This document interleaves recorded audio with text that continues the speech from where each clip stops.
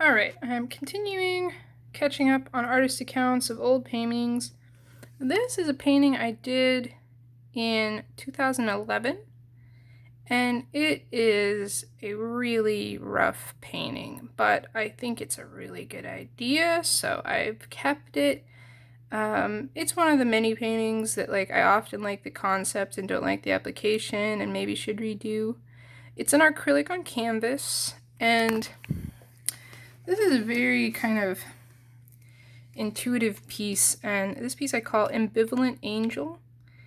And this was a time that was really tough for me. I was going through a lot, trying to figure myself out, and in 2000, it must have been earlier in the year that I painted this, a friend of mine had died suddenly from an accident, and just grappling with this, trying to understand stuff and confusion, and I developed the desire to paint this. And this is the angel, and even though it's really crude, you can kind of understand the expression of not caring or not knowing what to do.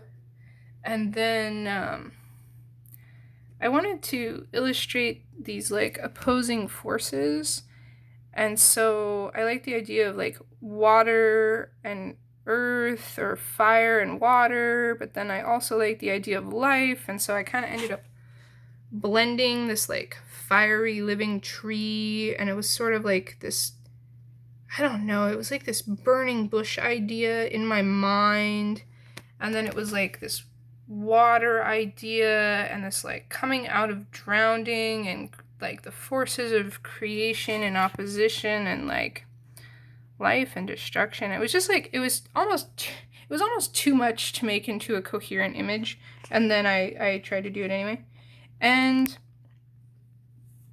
I've gotten rid of quite a few older paintings like this. There were some over dramatic pieces that I don't feel like they're good examples of me anymore, and this piece kind of sat on that line where I almost didn't want it around me anymore.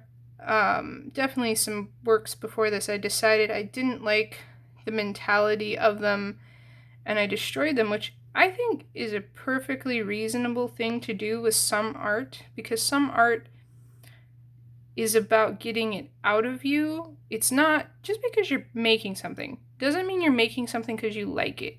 It doesn't mean you're making something because you relish it or you cherish it or you want to exemplify it. Making stuff doesn't need to be that. And sometimes the appropriate thing to do with something is meticulously put it down and then burn it right up.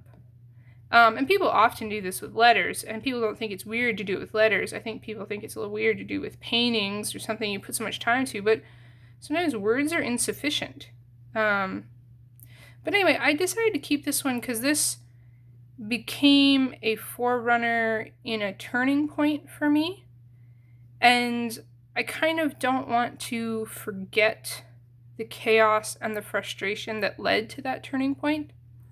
Also, this is a turning point in application. This is a one-sitting piece, and so its level of finish, well, I mean, it just doesn't have one, and it's almost what I would very callously, qualitatively say is bad art because of that, because now I know how to use light models, and I know how to use structure and form, and all this stuff, and so for a 6-hour piece, it's pretty good. But for something that's not a 6-hour piece, this would be terrible, and I wouldn't put this in a show like this. I wouldn't put this in a gallery like this. But as far as an instructional tool and something interesting, and also just explaining emotional art, I think this is a really good thing for that. And for surrealism too, because I need to do some videos just on surrealism, because the explanation of what surrealism is and could be and how I think of it, I think would be a benefit to the channel, but that's going to be its own thing. All right, that's enough on this. This is the Ambivalent Angel piece.